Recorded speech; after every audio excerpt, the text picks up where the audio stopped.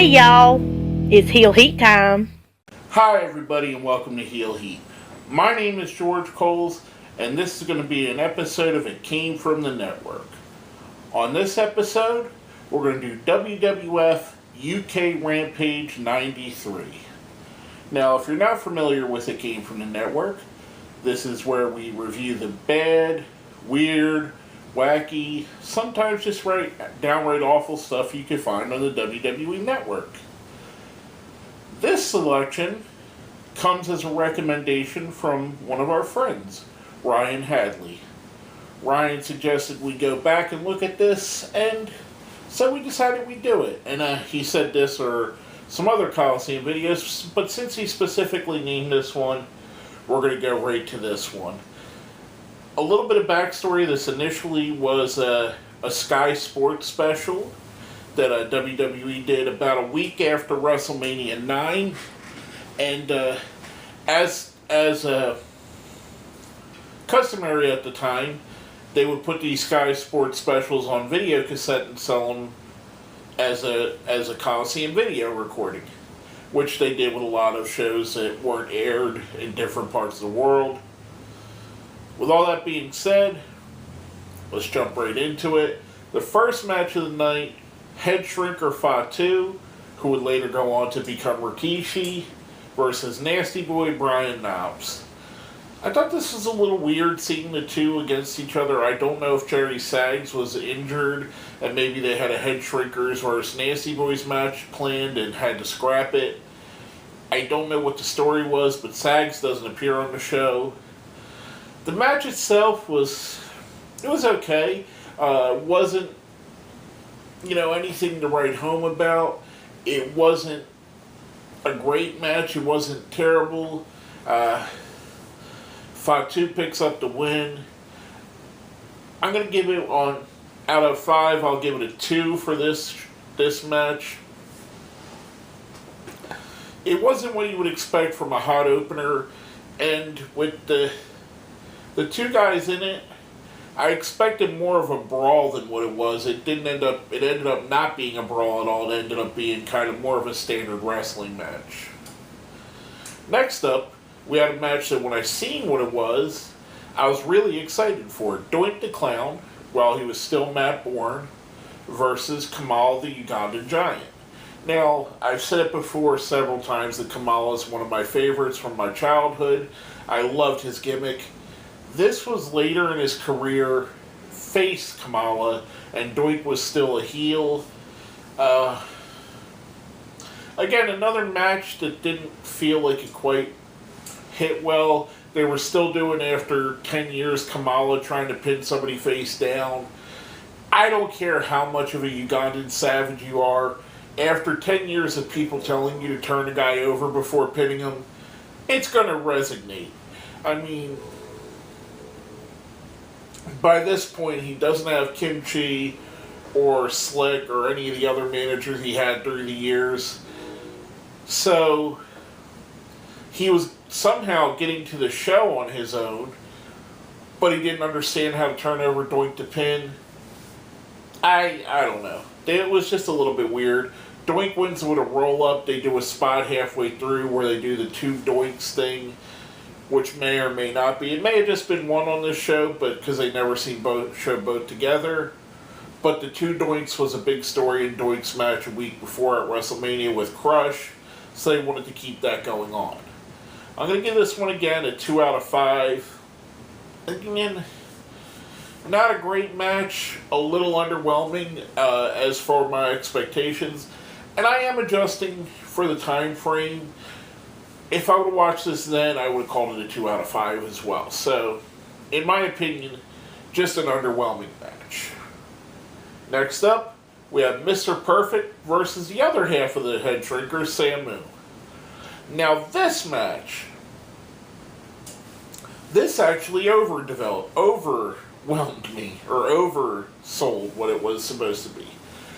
I figured, knowing Samu, knowing Perfect, knowing the time frame, that their styles wouldn't mesh well together. I actually thoroughly enjoyed this. I thought this was the best match on the card. I enjoyed the way they worked together. Mr. Perfect, the consummate professional. Samu, kind of the forgotten head shrinker, but a tremendous wrestler in his own right. I thought this was really good. I really enjoyed this. Mr. Perfect picked up the win. It was a really good match. This is face Mr. Perfect, which was a little weird to me. I prefer him as a heel, but I understood at this point he'd been turned and the fans wanted to like him. I mean, how could you not like a guy whose in-ring capabilities were as good as his were? So, with all that being said, Perfect picked up the win. I'm going to give this match a 4 out of 5. Like I said, this was my favorite match on the card. It over-delivered for me, and I really enjoyed it.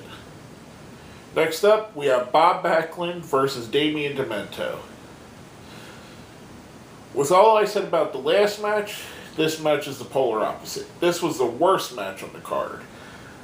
This was Bob Backlund after he came back, but before he snapped and became Mr. Backlund, so he was in that weird, still wrestling like it's the late 70s, early 80s mode, and Damian Demento was never really good enough to pull a good match or to have a good match with. We'd see Backlund in this run have great matches with guys like Razor Ramon, Diesel, Bret Hart, pretty much everybody on the roster.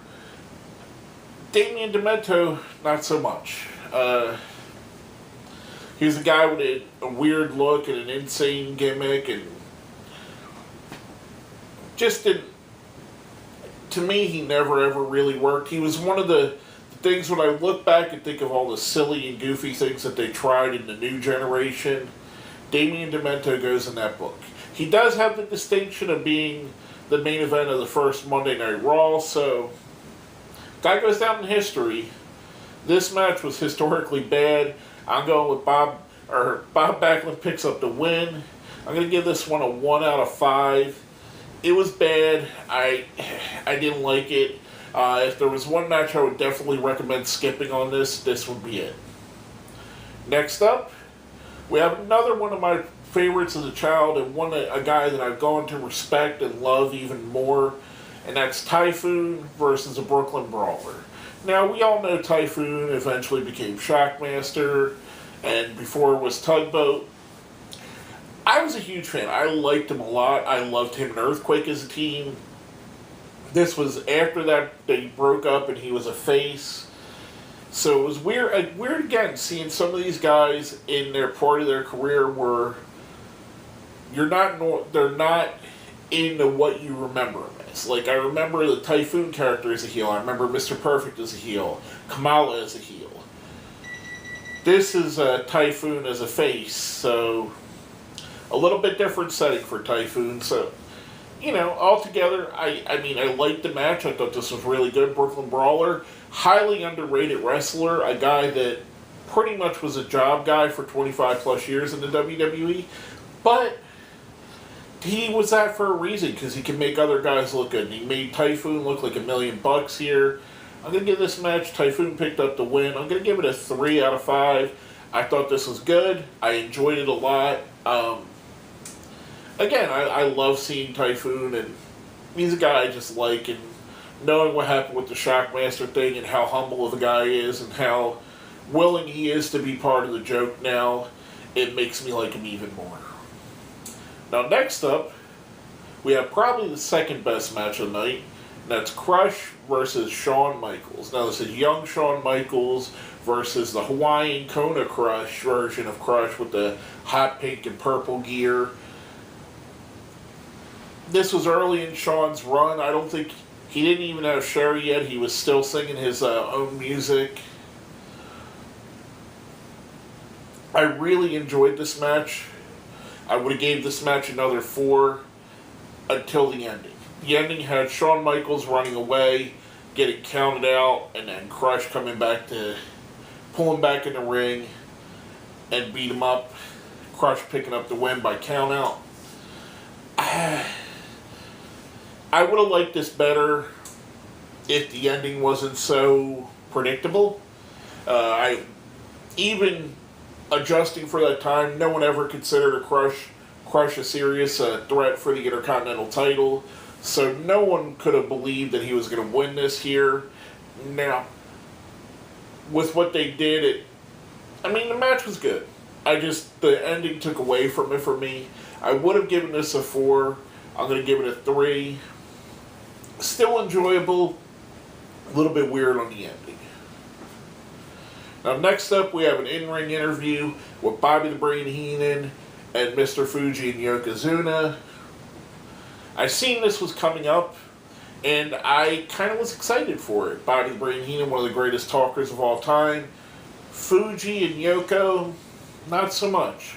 This is the reason why they had to bring in Jim Cornette, was because Fuji still had a very broken Japanese accent.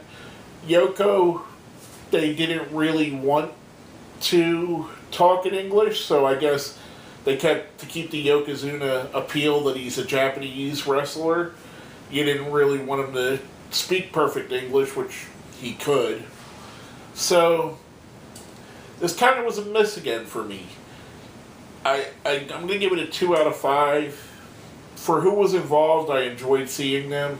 I love Yokozuna, love Bobby the Brain Heenan.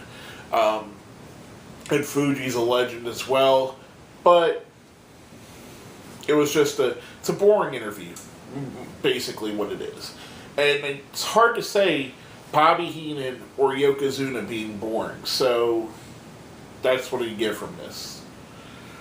Next up, the final match of the night, the main event, the Narcissist Lex Luger versus Hacksaw Jim Duggan. Funny, because Bobby Heenan saying all the way leading up to this that no one's going to chant USA in England. And they do. It's weird. Now, Jim Ross points out on commentary that they chant it because he's so over, not so much at their count, cheering about the USA. But Heenan also rebuts, but they're just so dumb that they don't know where they're at. Nice little interchange there. This match was about what I expected from it. Neither Luger or Duggan are known as mat technicians. I thought it was good for what it was. I expected it to be a little bit more of a brawl. It was a little bit short for a main event, in my opinion, but again, with the limitations of the two guys, Duggan at this time was coming in a little bit heavy, so I could see why it was as short as it was. I could see why it didn't necessarily deliver. Luger picks up the win when Mr. Perfect attacks Lex Luger to sell an ongoing feud that started at WrestleMania 9. Then Yoko comes in to keep up with his feud with Jim Duggan going forward. We see the two faces, Duggan and Perfect, chase off the two heels. We go off the air, and that's the end of the show. I'm going to give this match a 3 overall. I didn't like the ending, much like I said with the countout. I feel like a special that was for the Sky Sports, they should have gave them definitive endings. The brawl afterwards made up for it, the interactions between the four guys. I mean, basically, you have 3 guys that are already in the Hall of Fame and another guy that's pretty much going to be in the Hall of Fame any day now. I can't see why they would keep Lex Luger out. So the characters themselves, they're legendary characters, legendary athletes. I enjoyed it. Like I said, I'm going to give it a 3 out of 5. I thought it was a good way. If this was an episode of Monday Night Raw, it would be a good episode of Raw. For it being a Sky Sports special, it felt a little bit lacking. And I'm going to go into our overall ratings for this. Now, if you haven't seen before, we have a 1 to 5 scale. A 5 is a Kane, 4 is a Gold Dust, 3 is a Hurricane Helms, 2 is a Dungeon of Doom, and 1 is a Gobbledygooker. 5 is the best, 1 being the worst. I'm going to give the show overall right in the middle, a Hurricane Helms.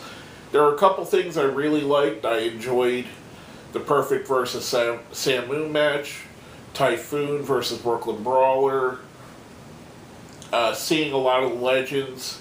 But overall, it was kind of a show that fell flat to me for it being something special. Again, like I said, for it being something special for a UK crowd, they should have did more than they did. So, to me, it fell a little bit flat. The show could have been better, even if they kept the same card, but it wasn't. So, to me, I'm going to give it a 3, give it a Hurricane Helms. And, like I said, it could have been worse, but it could have been better. Shout out again to Ryan Hadley for recommending this. Basically, that's all I have to say on this topic. My name is George Coles, and this has been another episode of It Came From the Network.